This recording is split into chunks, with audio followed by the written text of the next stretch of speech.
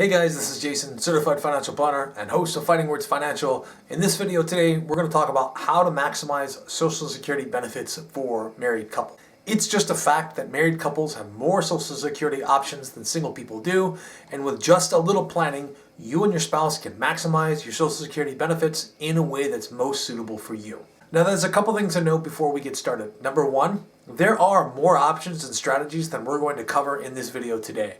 Number two, coordinating your strategy with your spouse will help you get the most out of your Social Security benefits for you guys as a couple. Number three, it doesn't always make sense to claim your own Social Security benefit. Many couples employ a split strategy. It fits their needs, with one person taking the benefit earlier and the other one waiting to collect later. If you and your spouse are approaching retirement and you have questions about Social Security, the very first thing you should do is either schedule a visit with your local Social Security office or go to the Social Security Administration website. What you're looking for is an estimate of benefits for both you and your spouse. Now, these used to be sent out annually after you reached a certain age, but this policy was discontinued a few years ago. The Social Security Administration provides estimates for how much you'll collect if you start receiving benefits at the earliest opportunity at age 62. Your full retirement age, depending on when you're born, that'll be somewhere between 66 and 67, or the maximum age of 70. You don't have to start taking your benefits at any particular age or any of those milestones that I mentioned. You and your spouse can start collecting anytime between the ages of 62 and 70. The second thing to do is determine which of you was the higher income earner while you worked. Don't rely on your earnings from the last couple of years. Compare the estimates you receive from the Social Security Administration for both you and your spouse. The higher earning spouse is the one with the higher primary insurance amount. Well, what is the primary insurance amount? The Social Security Administration bases your benefits on your lifetime earnings calculated over your 35 highest earning years reported to the Social Security Administration. The earnings are indexed to account for changes in average wages since the year those earnings were received.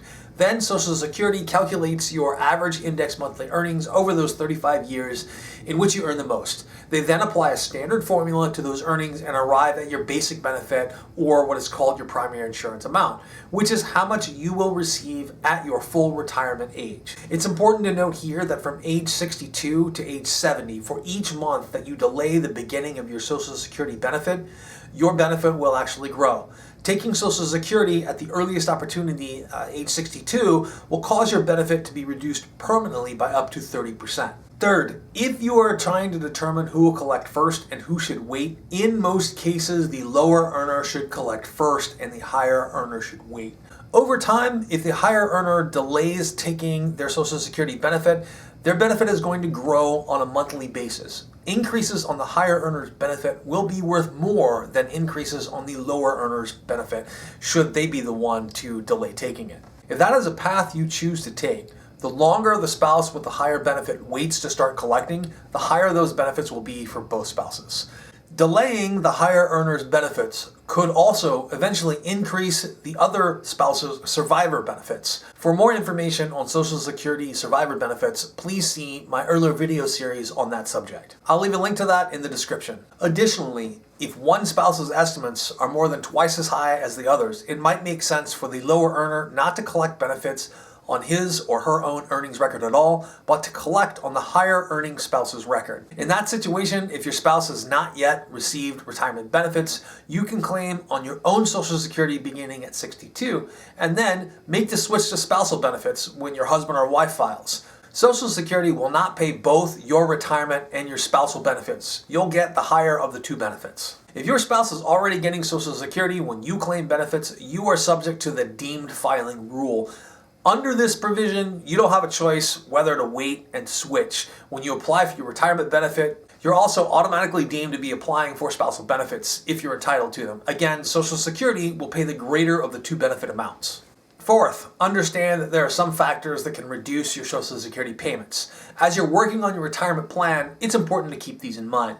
Subject to certain income limits, you may pay federal and state income taxes on your Social Security benefits, and you may elect to have them withheld from your check. You may elect to have your Medicare Part B and Part D premiums deducted from your payments. Certain types of government benefits can reduce your Social Security benefits because your government employer was not withholding Social Security taxes from your salary. These are typically pensions from state and local governments. Fifth, as you consider the right time to start collecting Social Security, remember that if you decide to delay, you can change your mind at any time and start collecting. Here are a few things to know when trying to make that decision. Anyone at all who's paid Social Security taxes for at least 40 quarters, or in other words, 10 years of work, can start receiving retirement benefits as early as 62 based on his or her own earnings record.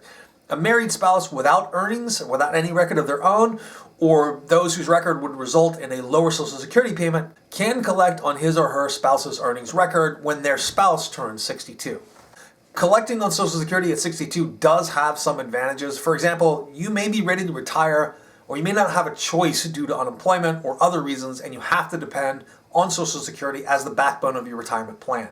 If you paid Social Security taxes for 10 years, then you're entitled to Social Security benefits, full stop. If you or your spouse has serious health problems or a family history that suggests your life expectancy is reduced and you may not live long enough to profit from waiting, collecting early might make a lot of sense for you if you start taking benefits at age 62. Just remember that if the higher earner in the couple delays, the surviving spouse's survivor benefits would also increase. On the other hand, the earlier you start to collect, the less you'll receive each month. Thankfully, if you start to collect and then change your mind, you do have a couple of options. The first option is the reset rule. If within 12 months of starting to collect, something happens like a financial windfall, or you simply decide on a different strategy, you can elect to reset your benefits and erase the reduction, but you must repay all of the benefits that you and your family collected since you started taking your benefit. There's also something called the voluntary suspension rule. If you started collecting before your full retirement age, you can elect to suspend your benefits at full retirement age and then start them back up again at age 70. During the time that benefits are suspended, your monthly benefit amount will actually grow by about roughly 8% a year. If you both start collecting Social Security retirement benefits at your full retirement age, you'll both receive 100% of your primary insurance amount. But remember that you can collect more than 100% of your primary insurance amount by waiting beyond your full retirement age.